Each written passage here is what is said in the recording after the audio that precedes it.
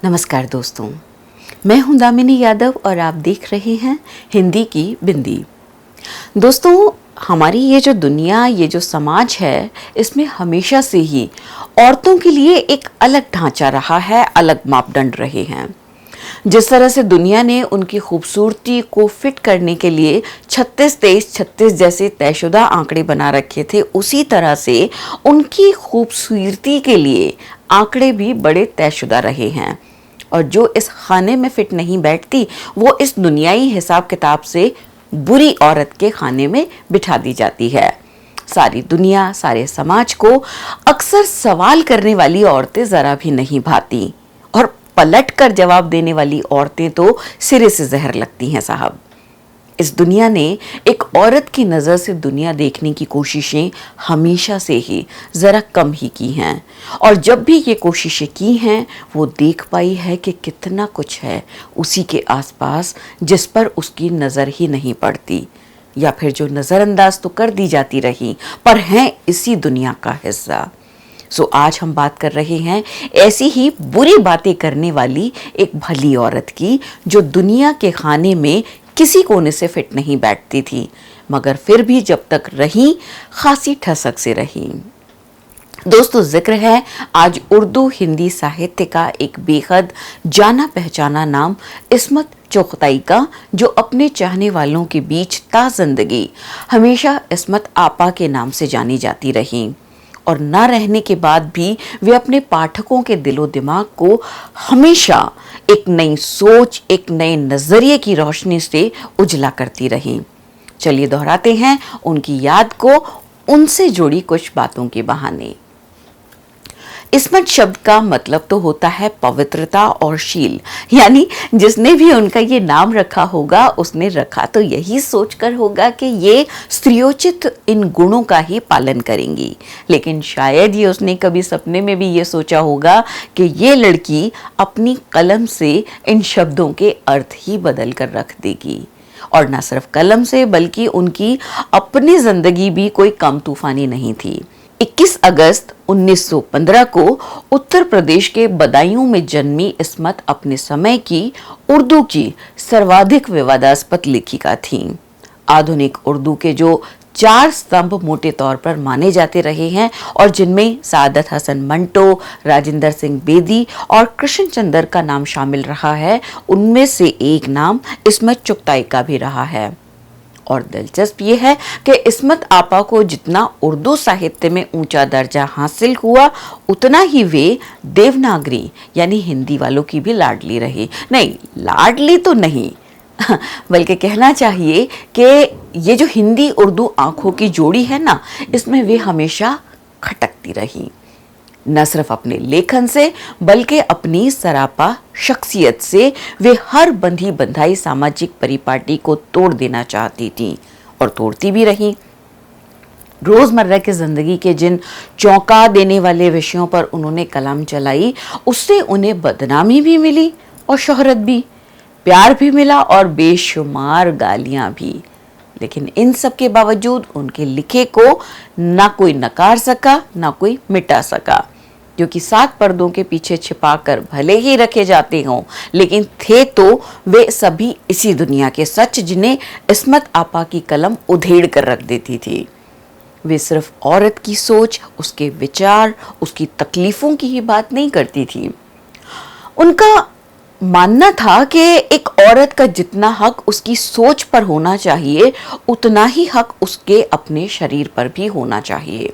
इसीलिए यौनिकता और यौन संबंधों पर उन्होंने इतने सहजता और मानवीयता से लिखा कि आज भी अगर इन विषयों पर लिखी उनकी कहानी या उपन्यास पढ़े जाएं, तो यकीन करना मुश्किल हो जाता है कि ये रचनाएं लगभग दशकों पहले की हैं, क्योंकि सच्चाई तो यही है कि आज भी कोई औरत अगर अपनी देह पर अधिकार जताए, अपनी देह की बात करे या अपनी यौनिक इच्छाओं को सार्वजनिक करे, तो उसके लिए सोशल कैरेक्टर सर्टिफिकेट बहुत पहले से तैयार रहता है। और माफ कीजिए, न सिर्फ हमारे देश में बल्कि दुनिया जहान में, यहाँ तक कि सो कॉल्ड प्रोग्रेसिव कंट्रीज तक में भी स्त्री का उसकी देह पर अधिकार समाज तय करता है, वो स्त्री खुद नहीं। इसलिए ये समाज ही बताता है कि उसे कैसे संबंधों में रहना चाहिए, कैसे संबंध खुद नहीं जोड़ने हैं, किससे प्यार करना है, किससे नहीं, और किसका बच्चा अपनी कोख में रखना है, किसका नहीं, वो कब और किन स्थितियों में मां बन सकती है, किन स्थितियों में नहीं। यानी कहने का मतलब कि एक औरत का अधिकार ना उसकी सोच पर है, ना उसकी कोख पर, और इस मामले में पूरी दुनिया गोल है। बहरहाल तो इसमें चुगताई एक आला दर्जे के ऑफिसर कसीम बेग चुगताई की 9 संतानों में सबसे छोटी थी, और क्योंकि जब वे सबसे छोटी थी तो उनकी बड़ी बहनें पहले ही ब्याही जा चुकी थीं, लिहाजा एक अच्छी औरत बनने के लिए उनके आसपास कोई तैयार मॉडल नहीं था। खेलकूद, लड़ाई झगड़े में भाइयों का साथ मिला था, तो लड़कों के साथ खेला लड़कपन उनकी रग रग में बस गया। वैसे भी लड़कियों को तैयार करने के लिए एक प्रयोगशाला हर जगह चलाई ही जाती है। जैसे कि सिमोन द बाउवर ने भी कहा है कि औरत पैदा नहीं होती है, बनाई जाती है। तो बहनें तो ब्याह कर अपने घर चली गईं और लड़कों के साथ खेलती कूदती इस्मत गली में गुल्ली डंडा खेलने, घुड़सवारी करने, पेड़ों पर चढ़ने से लेकर हर वो काम करने लगी जो उस जमाने में एक अच्छी लड़की को हरगिज नहीं करने चाहिए। यानी उनकी शुरुआत ही एक बुरी लड़की बनने से हुई। घर वालों का कोई इरादा नहीं था कि वो इस बिगड़ैल लड़की को 8वीं से आगे पढ़ाकर और बिगाड़े, लेकिन इस्मत ने साफ कर दिया कि अगर उन्हें आगे नहीं पढ़ने दिया गया तो वे घर छोड़कर भाग जाएंगी और ईसाई बनकर मिशनरी स्कूल में दाखिला ले लेंगे।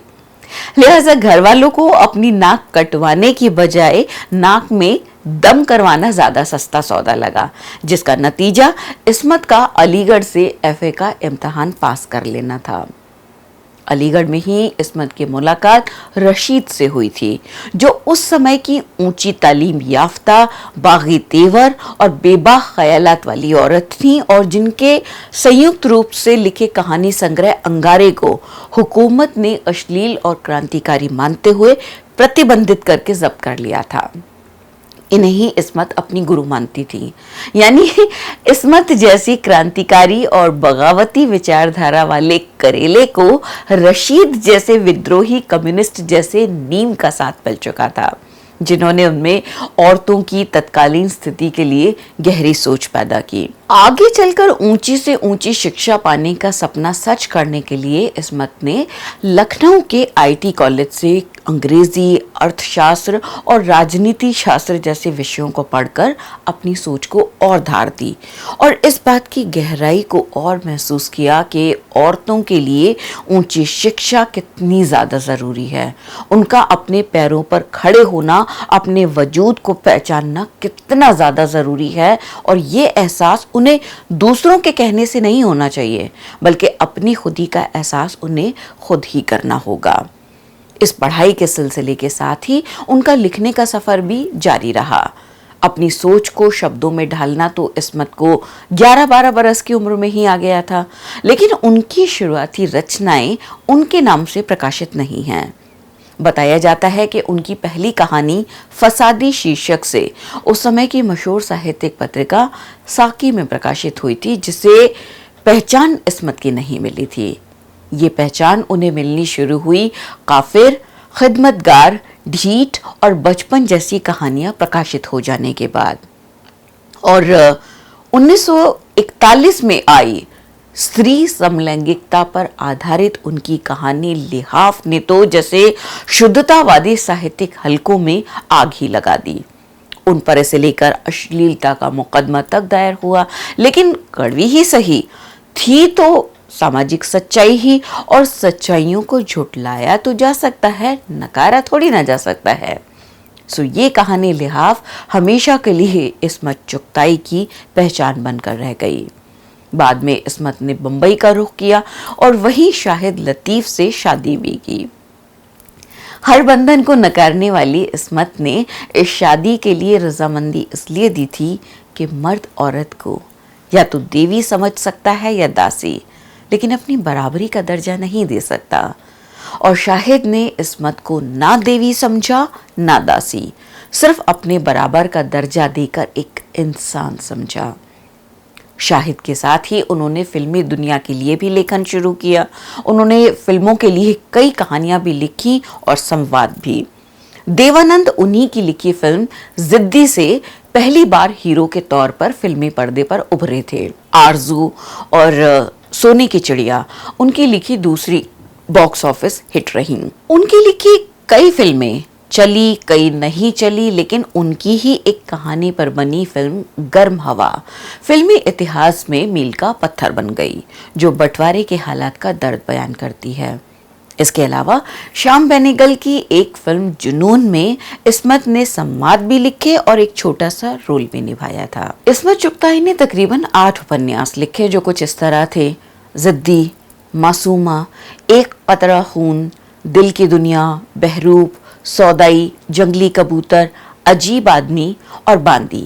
हालांकि इस्मत की नज़र में दिल की दुनिया उनके सबसे अच्छे उपन्यासों में शामिल था, लेकिन टेढ़ी लकीर खुद उनकी अपनी ज़िंदगी का आईना है, जो आज भी पढ़ने वालों को झकझोर कर रख देता है। इकबाल सम्मान, गालिब अवार्ड और फिल्म फेयर अवार्ड से नवाजी जा चुके इस्मत चुगताई को 1975 में पद्मश्री से भी सम्मानित किया जा चुका था। 24 अक्टूबर 1991 को औरतों के हित के लिए बहुत बोलने वाली ये औरत हमेशा के लिए खामोश हो गई, लेकिन अपने बातूनी शब्दों को अपने पाठकों के लिए छोड़ गई। इस्मत चुगताई की ही तरह उनकी रचनाएं भी बहुत बोलती हैं और बहुत कुछ बोलती हैं, और ज़माना चाहे ना चाहे उसे सुनना ही पड़ेगा, क्योंकि कलम वही जो सच बोले, और सच कभी मरा नहीं करता, इसीलिए इस्मतें भी मरा नहीं करती।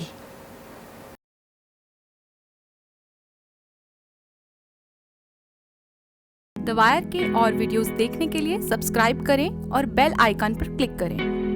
स्वतंत्र पत्रकारिता की आर्थिक मदद करने के लिए डिस्क्रिप्शन में दिए गए लिंक पर जाएं और अपनी राशि चुनें।